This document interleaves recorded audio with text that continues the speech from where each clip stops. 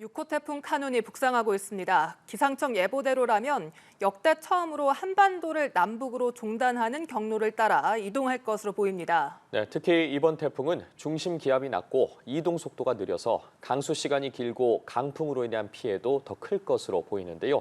이송규 한국안전전문가협회장과 자세한 내용 알아보겠습니다. 어서 오십시오. 네, 안녕하세요. 안녕하십니까? 네, 태풍 카눈이 두 번이나 방향을 꺾었습니다. 네. 당초 중국 본토로 향할 것으로 보이더니 이제 일본을 지나서 우리나라로 향하고 있는데 이동 경로가 어떻게 됩니까?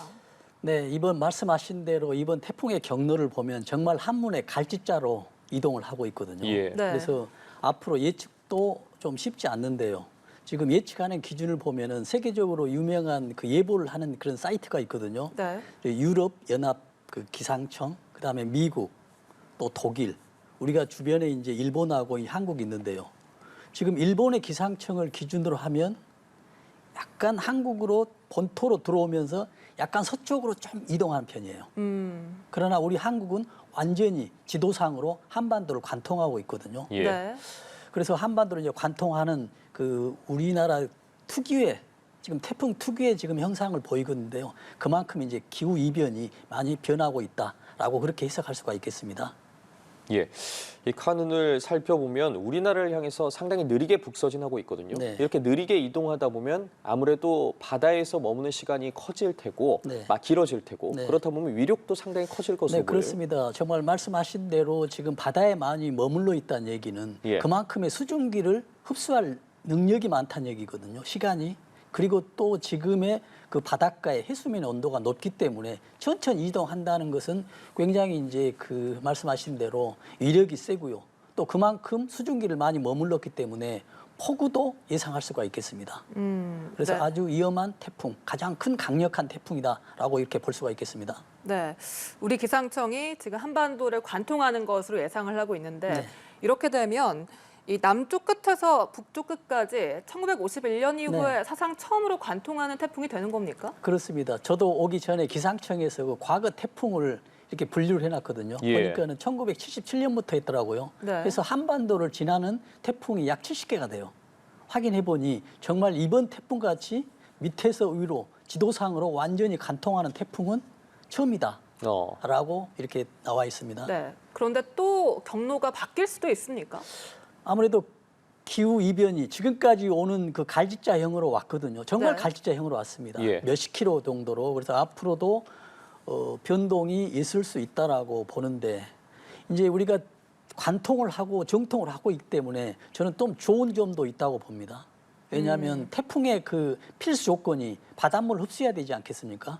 그러나 육지로 오면 바닷물 흡수를 못해요. 아, 그래서 급격히 약해지는 그런 현상이 있거든요. 그래서 네. 그런 면에서는 좋지만 만약에 이게 어정쩡하게 서쪽으로 갔다라고 하면 서쪽에 이제 서해안 해수면이 있지 않습니까? 예. 이걸 이제 빨아들이는 능력이 굉장히 세기 때문에 아주 강력한 더 센 태풍도 될 수가 있다고 볼 수가 있겠습니다. 예. 말씀하신 것처럼 이 한반도를 정면으로 관통을 한다면 이 전국이 태풍 영향권에 든다고 봐도 될 것 같은데 특히나 이 강풍 반경이 한 350km나 그렇습니다. 되더라고요. 네. 안전한 곳이 없어 보여요. 그렇습니다. 반경이 350km이기 때문에요. 직경은 700입니다. 700km거든요. 근데 우리나라가 가로지르면 목포에서 부산까지 250km밖에 안 되거든요. 예. 완전히 삼키면서 지나가기 때문에 아주 위험한 태풍이다라고 볼 수가 있죠. 네. 또 앞서서 긴 시간 느리게 이렇게 이동을 하면 태풍의 강도가 강해진다고 말씀을 해주셨는데 또 그렇게 되면 오래도록 또 피해를 줄 수 있다는 점도 중요해 보이거든요. 중요한 내용입니다. 지금 비를 머금고 와서 우리나라 국내에 와서 휙 지나가면 되는데 계속 머무르면서 천천히 이동하면서 비를 내리기 때문에 아주 위험하죠. 근데 천천히 이동하면은 우리가 앞에서 계속 이제 위험 반경이 위험하다고 했지 않습니까? 네. 예. 그런데 천천히 이동하면 위험 반경이 그렇게 위험하지 않을 수가 있습니다. 왜냐하면 위험 반경이 시계 반대 방향으로 회전하지 않습니까? 밑에서 올라오는 추진력이 우측과 결합이 되거든요. 근데 올라오는 힘이 약해요. 그러다 보니까 플러스 되는 힘이 약하기 때문에 위험 반경도 약하다고 볼 수가 있거든요. 예. 그리고 또 하나는 뭐냐면 우리가 대부분의 태풍이 보면 지금 적도에서 와서 타원형 방향으로 움직이고 있거든요. 네. 그런데 지금 이 태풍은 타원형 방향이 아니고 직진으로 가고 있거든요. 지금 위도가 높은 필리핀 이상에서는 어떤 힘 때문에 지금 타원형 우측으로 가냐면요. 편서풍 때문에 그러거든요. 편서풍이 옆으로 또 들어오거든요. 편서풍이 돌면은 같이 밑에 부분에서는 또 힘이 합쳐져서 이온 반원이 넓어지거든요. 또 밑에서 올라오는 것까지 있어가지고 우측은 굉장히 세지는데 이번 태풍은 천천히 가고 또 직진으로 갔다는 얘기는 네. 고기압도 머무르고 있어서 차고 나가지 못한 이유도 있지만은 예. 편서풍이 약하다는 얘기입니다. 어. 그렇기 때문에 이온 반경이 평상시에 예전에 태풍과에 비해서는 이온 반경이 그렇게 크지 않을 거다라고 그렇게 예측을 할 수가 있겠습니다. 예. 네. 어쨌든 그래도 이야기를 들어보면 이번 태풍은 좀 피해를 키울 수 있는 여러 조건들을 갖고 있어 보이거든요. 특히나 지난 7월에 좀 집중호우 피해가 컸던 만큼 비 네. 피해가 상당히 우려가 되는데 네. 지역에 따라서 좀 태풍의 진로와 뭐 도달 시간, 대피 장소를 좀 미리 알아두는 게 필요해 보입니다. 그거 정말 중요한 내용입니다. 예. 지금 내가 살고 있는 이 지역에 지금 언제 태풍이 오고 태풍의 위력이 얼마가 되는지를 알아야 그 시간대에 우리가 중요한 외출이 있더라도 뭐 늦추거나 뭐 당기거나 할 건데 네. 이런 것들이 전혀 대비하지 않는다면 정말 이 태풍의 무방비 상태로 되기 때문에 정말 중요한 지적 사항입니다. 네. 또 이번 태풍이 최대 풍속이 40m 안팎에 달합니다. 네. 또 이 강풍에 대한 대비도 필요해 보여요. 그렇습니다. 지금 태풍을 이제 종류를 이렇게 나누거든요. 얼마나 강하냐는 얘기거든요. 이제 크기가 얼마냐는 또 별도 문제고요. 예. 얼마나 강하냐. 지금 강하다는 얘기는 지금 태풍의 중심 시속 있죠. 네. 회전하는 속도거든요. 이 회전하는 속도가 초당 얼마냐 얘기하거든요. 33이 강이고 네. 22가 중이고 예. 이제 44가 지금 매우 강이거든요. 어. 44가 되면은 40m 정도 되면은 기상청에서 지금 예측을 할 때 어느 정도 얘기를 하냐면 네. 40 정도 매우 강이다 하면 기차가 주행하면서 탈선할 수 있다고 얘기합니다. 30 정도 되면 지붕이 날아간다고 하거든요. 예.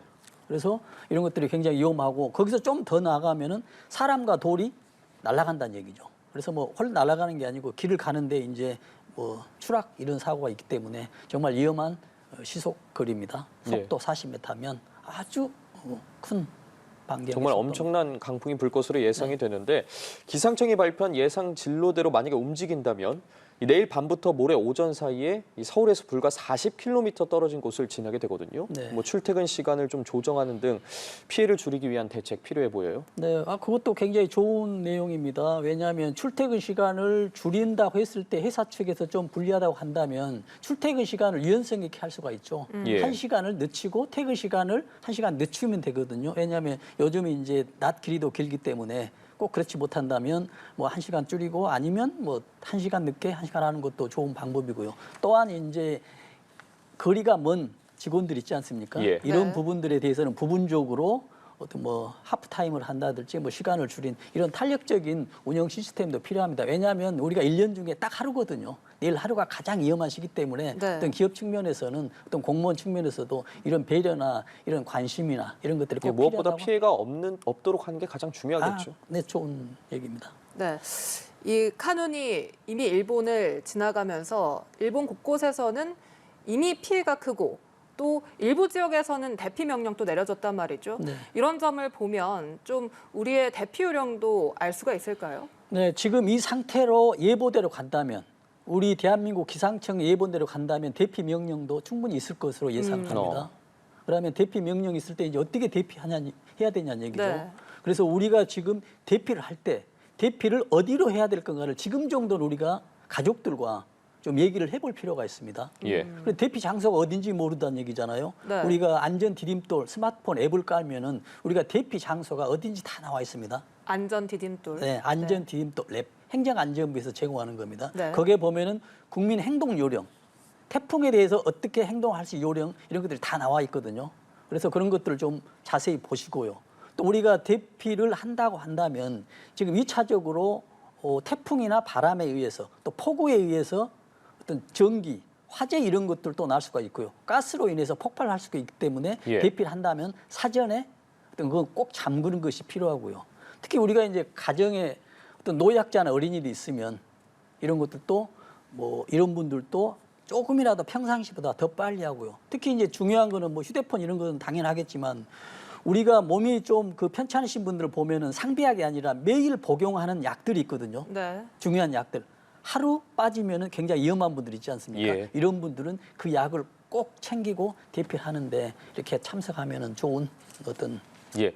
그리고 또 걱정되는 게 해안가 인근이 걱정이거든요. 네. 뭐 높은 물결이나 너울 등이 상당히 걱정되는데 그렇죠. 어떻게 좀 대비를 해야 될까요? 지금 만약에 이제 관통을 한반도를 하고 있지만 만약에 해안으로 간다고 하면은 태풍에 지금 우리가 눈이라 하지 않습니까? 예. 지도상으로 보면은 조그마한 점으로 보이는데 지금 실제 이게 몇십 킬로가 되거든요.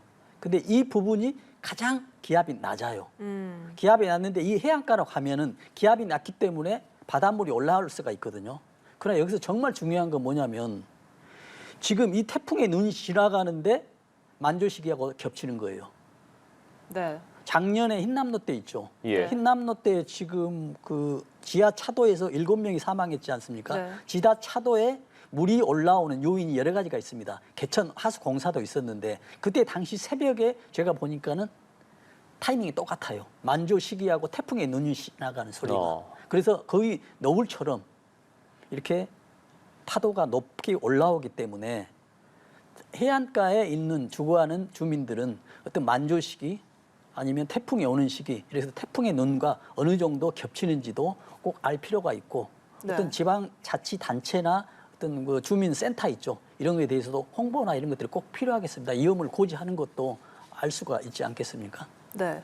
또 올여름에 장마 동안 산사태로 많은 인명 피해가 있었거든요. 네. 특히 산사태 취약 지역이 아닌 곳에서도 산사태가 네. 발생하면서 많은 피해가 있었는데 이 산사태 대비하는 요령도 필요해 보여요. 그렇습니다. 지금 말씀하신 대로 산림청에서 산림 위험 지도를 발행을 하고 있어요. 인터넷상에서. 거기서 산사태 위험 지역을 지정을 하고 있는데 말씀하신 대로 지정이 안 된 곳에서 사고가 많이 나고 있습니다. 네. 그래서 굉장히 뭐 지정이 됐다 해서 위험하고 지정이 안 됐다 하면서 위험하는 것이 아닌데 지금 이런 게 있거든요. 산사태가 날 경우는 우리가 사고 났을 때는 이런 경우가 있지 않습니까? 차가 지나가는데 산사태가 났어요. 네. 그런데 산사태가 나는 순간에 차가 지나갔기 때문에 산사태가 났다고 하는데 저는 다른 각도로 해석해 볼 수도 있거든요. 예. 차가 지나갔기 때문에 산사태가 나는 것입니다. 그런 경우도 있을 수가 있어요. 왜냐하면 사고가 나기 일보 직전이거든요. 네. 그런데 차가 지나갑니다. 그러면 차는 진동이 있고 무게가 있기 때문에 사고가 나는 것이죠. 그래서 이런 문제가 있습니다. 지금 이합 전에 비가 많이 와가지고 지금 물을 최대한 흡수를 했습니다. 우리가 수분 포화도라고 이야기하지 않습니까? 비가 많이 와서 수분 포화도가 100%입니다. 그 토질이 갖고 있을 수 있는 물을 최대한 가지고 있어요. 그러나 그 중간에 이제 좀 빠지고 해서 한 70~80% 된다고 했을 경우에 물의 무게가 굉장히 무겁거든요. 예. 1세제곱미터가 1톤입니다. 그런 물을 지금 산이 가지고 있기 때문에 어떤 바람이나 어떤 차의 진동 위에서도 산사태가 무너지기 때문에 내가 살고 있는 주변의 산의 산림의 문제는 어떤 것인지 이런 것도 꼭 필요하다고 생각합니다. 예. 해안가뿐만 아니라 좀 저지대나 지하 공간도 대비가 상당히 필요해 보이거든요. 절대 피해가 없어야 할 텐데 특히나 도심에서 좀 침수를 막기 위한 대비 명확히 필요해 보입니다. 그렇습니다. 이게 많이 지하 차도에서도 사고 났고 지하 주차장에도 사고 났고 지하 주택에서도 물이 들어왔지 않습니까?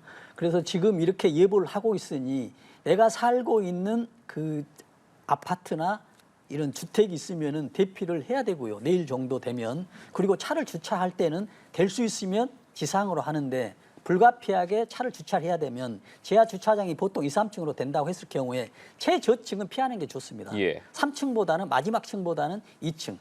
2층보다는 1층. 왜냐하면 물이 쌓일 때도 최저층부터 쌓이기 때문에 그것 하나의 좀 요령이 되겠고요. 네. 근데 만약에 정말 주의할 건 뭐냐면 네. 오늘은 지금 차를 대피하고 주차장에서 뭐 움직임도 가능하는데 내일 정말 폭우가 왔을 경우에 네.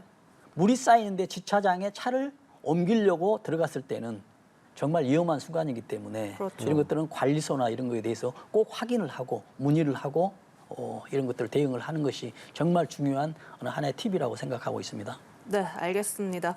또 태풍 카눈 북상으로 인해서 119 신고 전화도 폭주할 것으로 예상이 되는데요. 이 전화뿐 아니라 문자, 영상통화, 119 신고 앱 등 다양한 매체로도 신고가 가능하다는 점도 참고하시면 좋을 것 같습니다. 지금까지 이송규 한국안전전문가협회장과 이야기 나눠봤습니다. 오늘 말씀 고맙습니다. 고맙습니다.